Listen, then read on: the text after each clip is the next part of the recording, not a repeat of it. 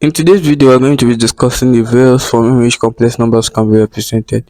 So the first one for today's loss is rectangular form. The second is use of graph method, and the third one on our list today is polar form. While the last one is exponential form of representing complex numbers. So to reduce the complexity or the volume of this video, we are not going to be discussing the calculation aspect of this topic today or in this video. Okay, so without wasting much time, what do you understand by the rectangular form of representing complex number? So rectangular form of representing complex number can be written as z is equals to a plus ib, where our a and b are real numbers and our ib is imaginary part, and our a open bracket 1 close bracket is the real part. You may be wondering why our ib is the imaginary part. Our I is the imaginary unit, and if you notice in the definition or reason why complex number was introduced into the real number system was due to the introduction of an imaginary unit which is denoted as I, and our I is equals to square root of, and our I is equals to square root of minus 1. Okay, so without wasting much time on this aspect, let's move to the next one. So the next one we have the use of graph method. So in this method is all about displaying the rectangular form of representing complex number in a graph form or in a graph format. Okay, in which our real part is always on the x-axis and our imaginary part is always on the y-axis. So in this case, our real part, our a is on the positive x-axis and our b is on the positive y-axis. So we can say our formula for this aspect, even though it's any number that we are being given, is z is equals to a plus ib.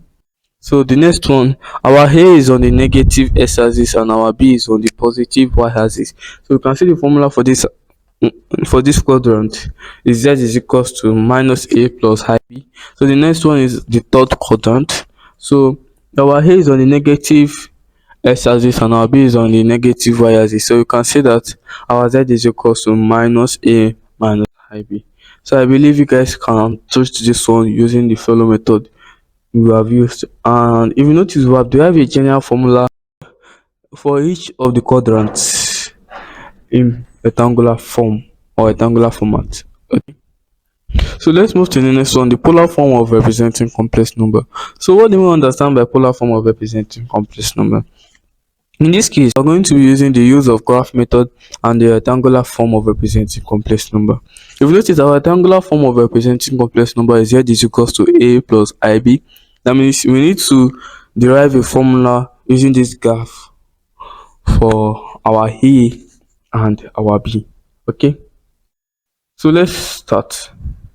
So we're going to be using the SOHCAHTOA where our sine is opposite over hypotenuse, our cos is adjacent over hypotenuse, and our tan theta is opposite over adjacent.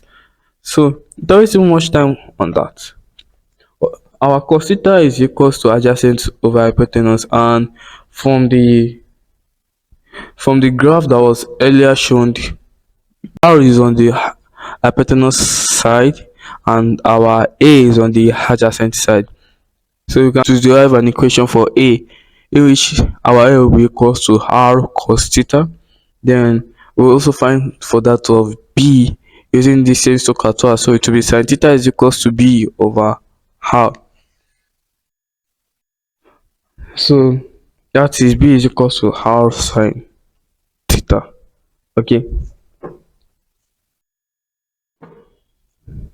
so we substitute both a and b into the equation. Z is equals to a plus ib. Then it's going to give us z is equals to r cos theta plus I open bracket r sin theta. So we factorize our r out of the equation. So if we factorize our r, we'll get z is equals to r open bracket cos theta plus I sin theta. Okay, so the next step we're going to take is, since we already know what our formula is, then we have to make sure that each variable or each denotation have a value. That means we have to derive a formula for both theta and r. So how do we derive a formula for r? So if you want to derive a formula for r, you can just simply use your hypotenuse square is equals to opposite square plus adjacent square.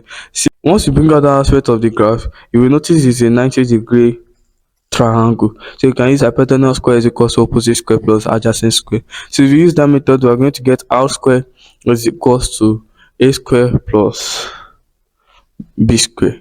So make out the subject of the formula.